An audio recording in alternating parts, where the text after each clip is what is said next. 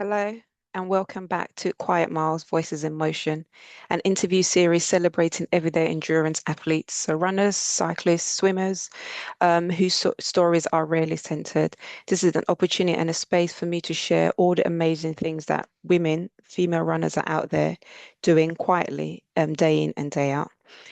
So thank you for joining me back again. This episode is a little different. It's just me today, so no guest.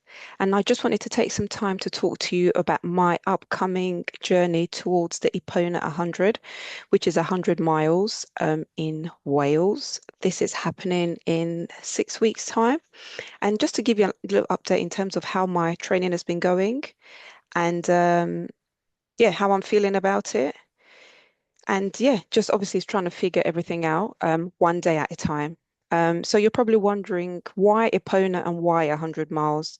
If many of you have been following my journey, you know that I ran Race to the Stones 100 kilometers back in 2023, which feels like a very long time ago. I mean, it's, yeah, almost 3 years. And for me, that was kind of like the furthest I was ever going to run. But here we are now, 6 weeks away from running 100 miles. And you're probably wondering why 100 miles and how do you make the jump from 100 kilometers to 100 miles? I mean, to be fair, there aren't many middle distances between that. I think there's maybe a handful now, but not many. And for me, really, it's not about the distance, but it's just about putting myself out of my comfort zone and just seeing how far I can push myself. It's not going to be easy, and even running much less distance than that, it's not easy. But I love a challenge, and for me, the most important thing is, and I say to other runners, is just about getting to the start line, and all you can do is your best out there on the day, and we'll just see what happens. Um, But in terms of training 400 miles, obviously it's completely different to anything I've ever done before. And it's not really even about the distance, but it's about having more of a structure, a structured plan, training plan.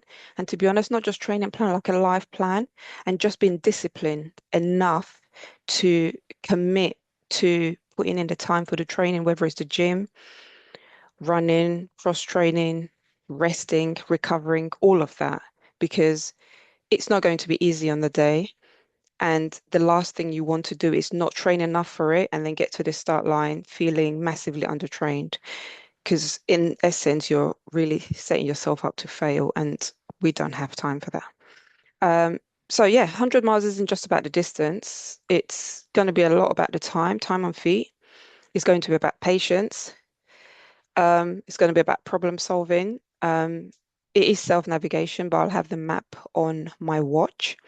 So there'll be a lot of problem solving because guaranteed I will get lost at some point, as long as it's not too far out. But there will be a lot of problem solving, whether it's getting lost, whether it's time at the checkpoint, whether it's fueling, not feeling to eat, but you knowing that you have to do it. There's going to be a lot of things that I'm going to have to kind of work out, probably pretty sharpish, but and also about getting uncomfortable. Used to that. Um, Even running a marathon distance or an ultra distance, you will get uncomfortable.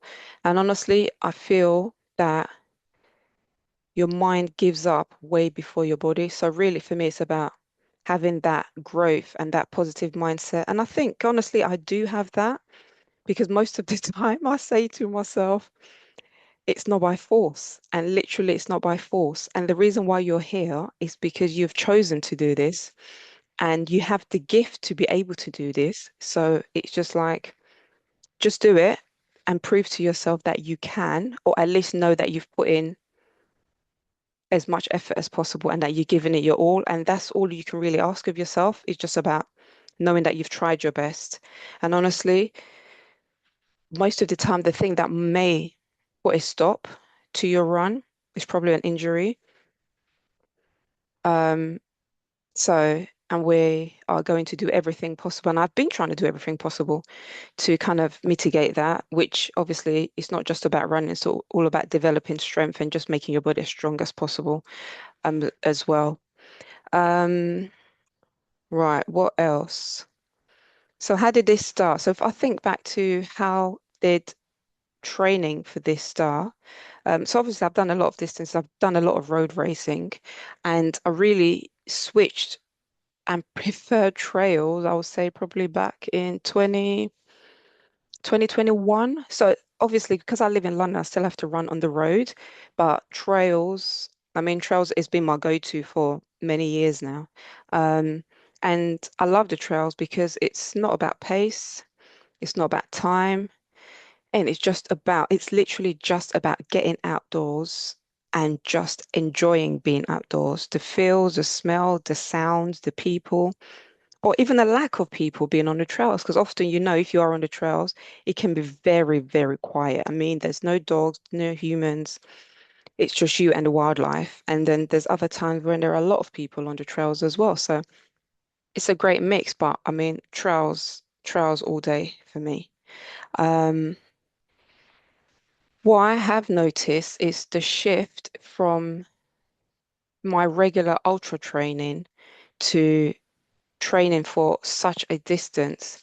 And I feel like my training is obviously I prefer to follow a training plan, but I feel like for this particular training, it's more intentional. So it's not just like, okay, I'm going to go to the gym, I'll do strength training, but it's actually like focusing on actually what I am doing. Why am I doing this particular exercise?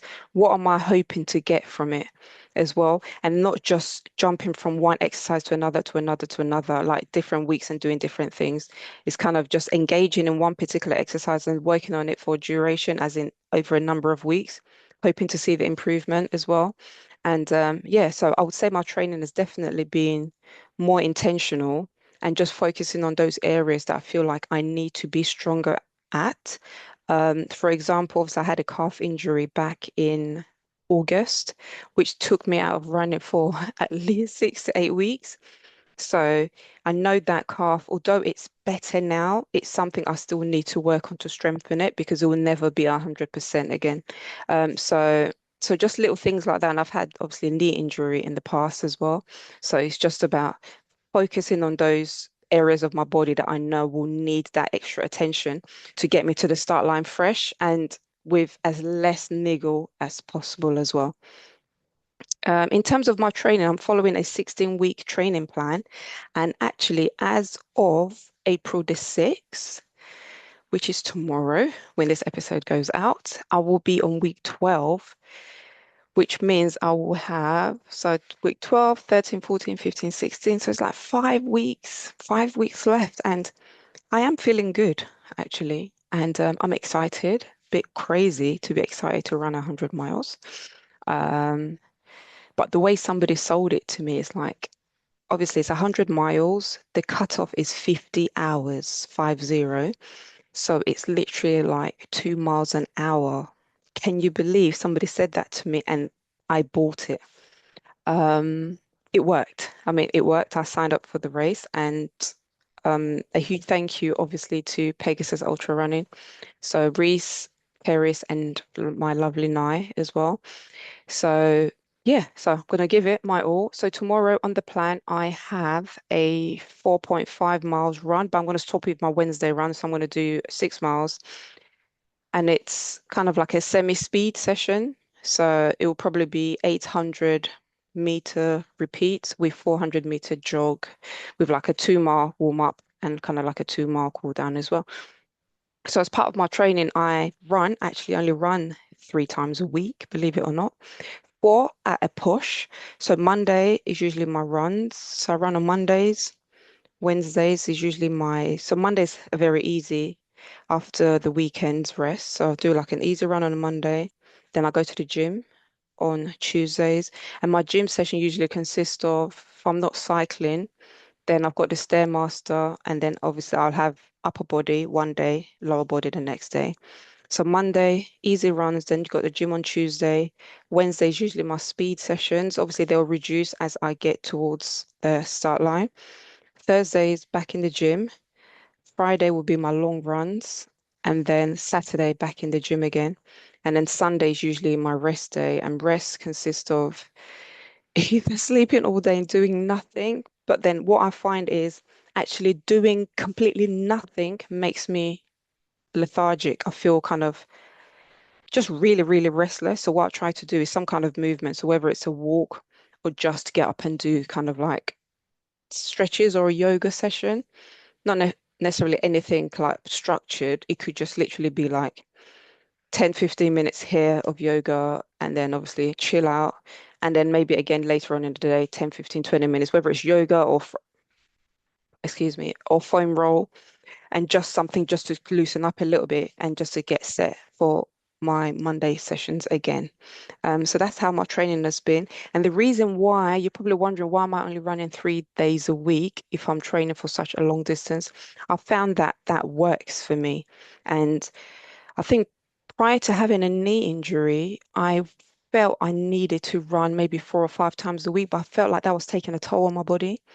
And I've kind of reduced it. So over the last 3 years, I've literally just really stuck to 3 days a week. Four at a push, if there's like a race on the weekend, then I would run 4 days a week. But for me, I feel like I will always be able to run, thank God, touch wood.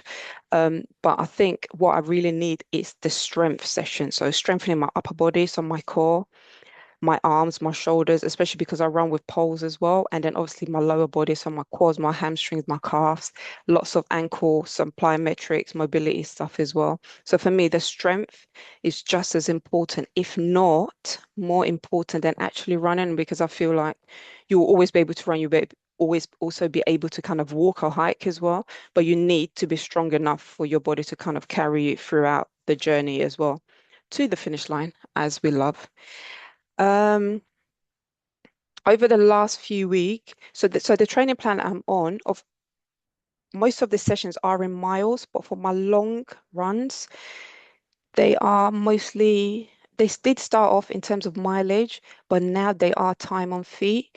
And the reason being, 400 miles, I am not going to be running all of it. There will be lots of climbs. I mean, the elevation is 17,000 feet of elevation.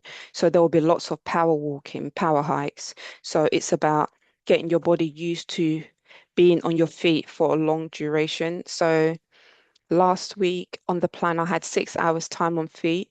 So rather than just going for a long run or trying to run a set amount of distance in 6 hours, I signed up for my my lovely running tribe session in Gerrard's Cross, Buckinghamshire. So I did in the six, I said to myself, I'll do 6 hours, and I think that kind of equates to a trail marathon. So I did run 27.4 miles, and that was like 6 hours, about 6 hours 15, 6 hours 20. And that was perfect because I can't imagine just trying to go around London trying to just do 6 hours time on feet. I think I would definitely get bored. And the great thing about doing it at a race is I didn't have to carry all of my liquids and fuel. I literally had the minimum, and at every checkpoint, I'll just refuel, just fill up my water bottles, go to the toilet, get more snacks, and change anything if I needed to change as well. So that has been great. Um, as always, I think recovery, you th I'm because I'm training 6 days a week. I do also try to get in as much recovery as possible. And I think because my training sessions are very, very early in the morning, I train between 4 and 6 in the morning. So that's obviously always time before work. So I think I kind of almost give myself kind of like 24 hours, give my body 24 hours to recover before the next day. And obviously that includes obviously making sure I fuel enough in terms of eating enough. Um, I'm not very strict.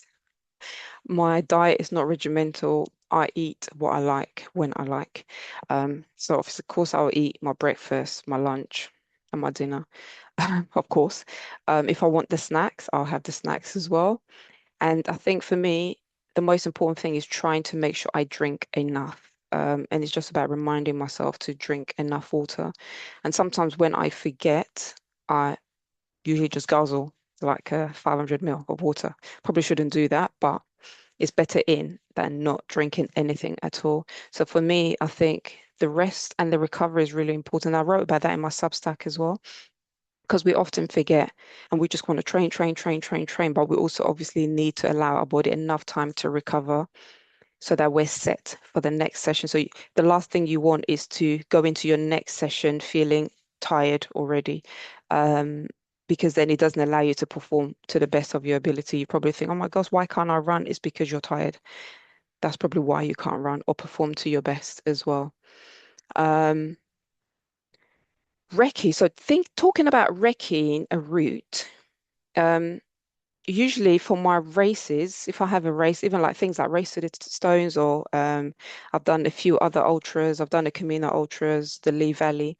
I don't usually recce a route. I know a lot of people like to do that.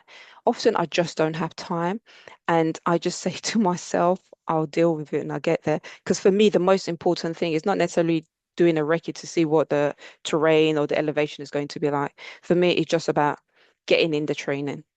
But for I was lucky enough to go and recce some of the route for this Epona. Actually, I went up to Wales, Abergavenny, and the lovely Reese from Pegasus took me on a 10-mile section of the route. So this was roughly around mile seven, between mile 70 and mile 80 of the route.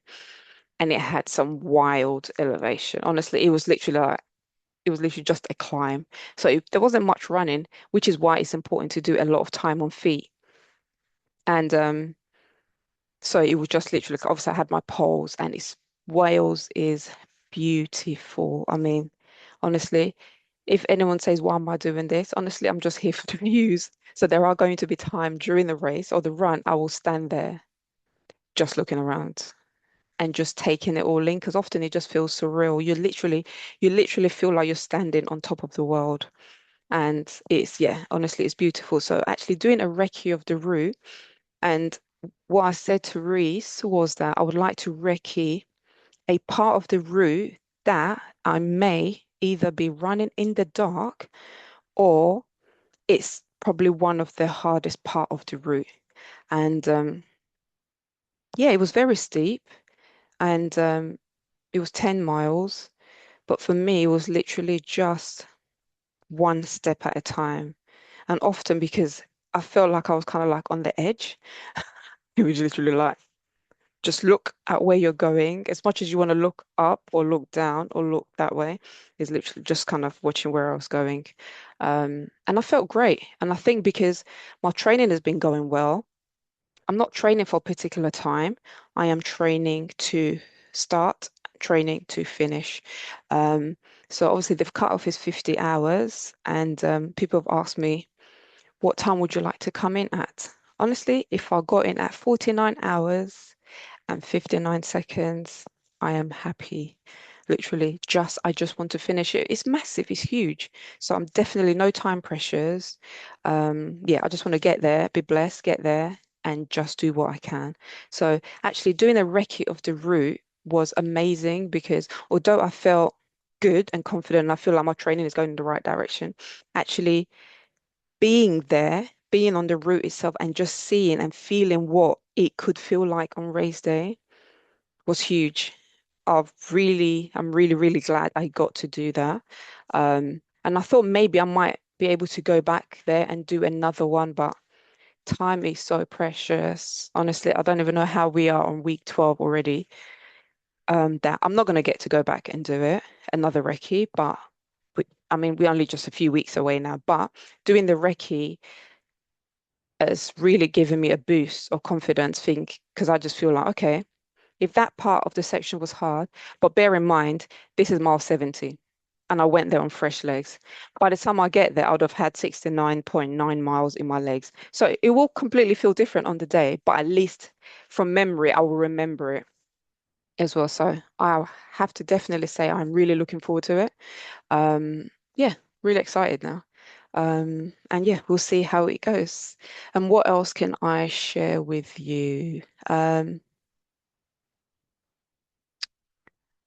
Yeah, so thinking about the training as well, actually. So when we're thinking about like physically and mentally, physically,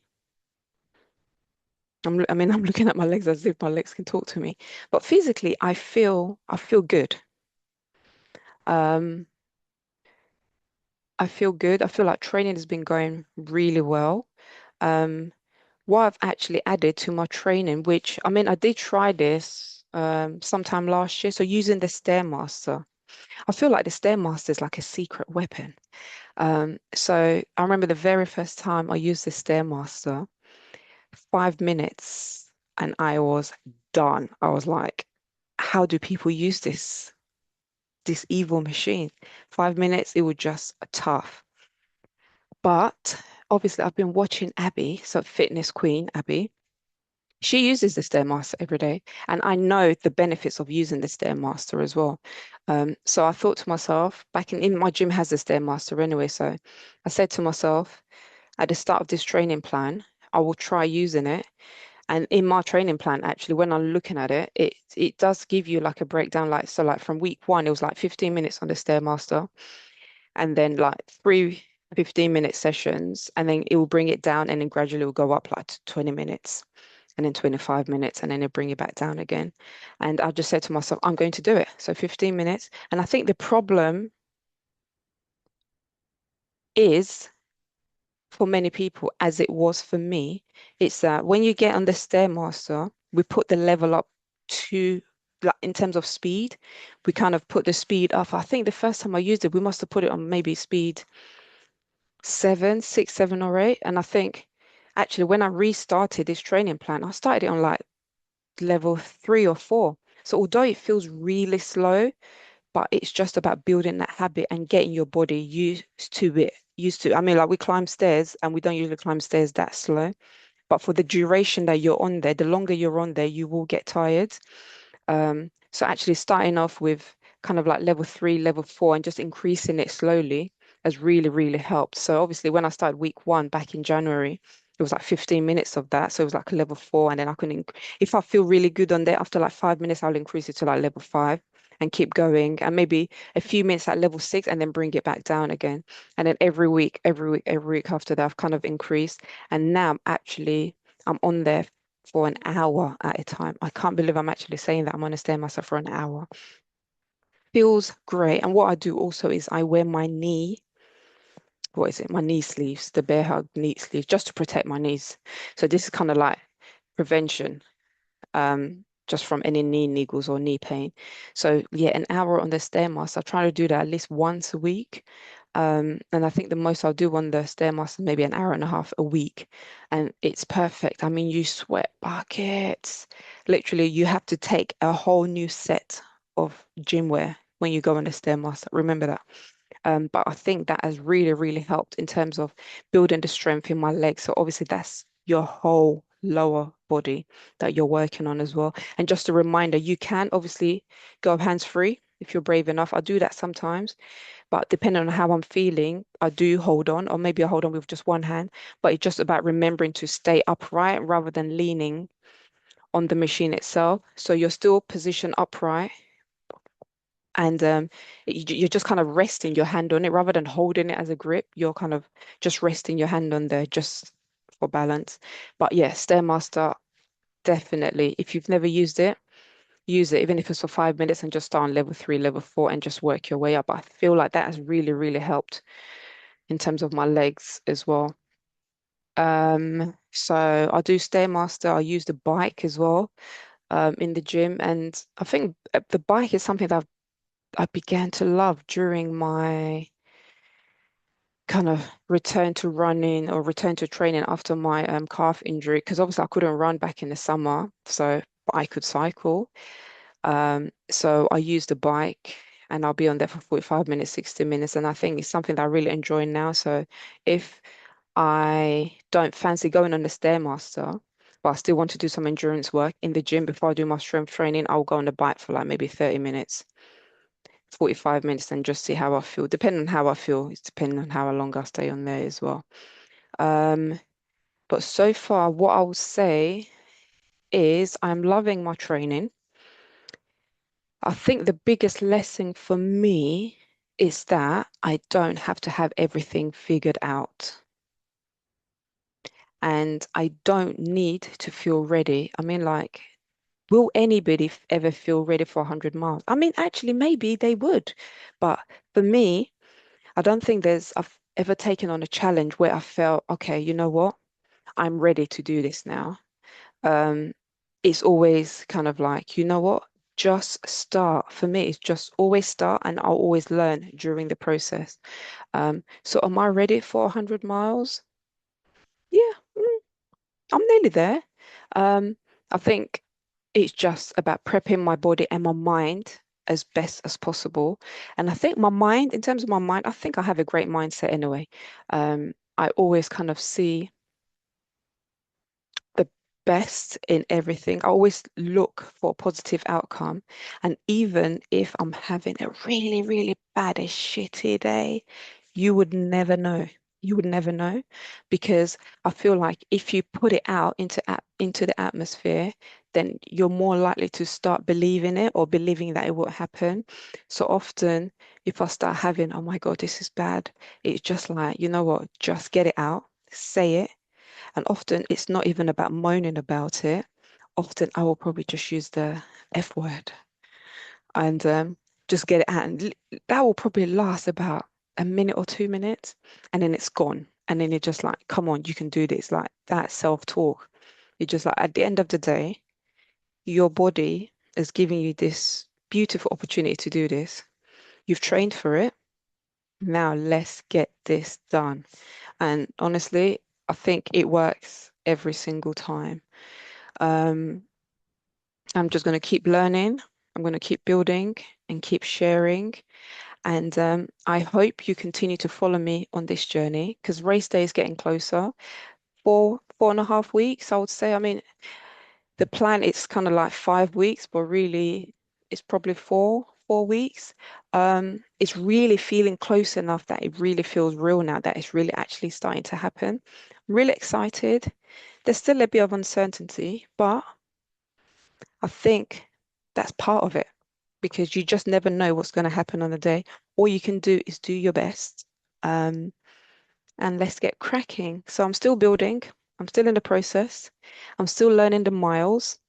So if you are on your own journey of whatever it is, it doesn't even have to be running, and you don't have all of the answers yet, I want you to just keep showing up and just doing what you can.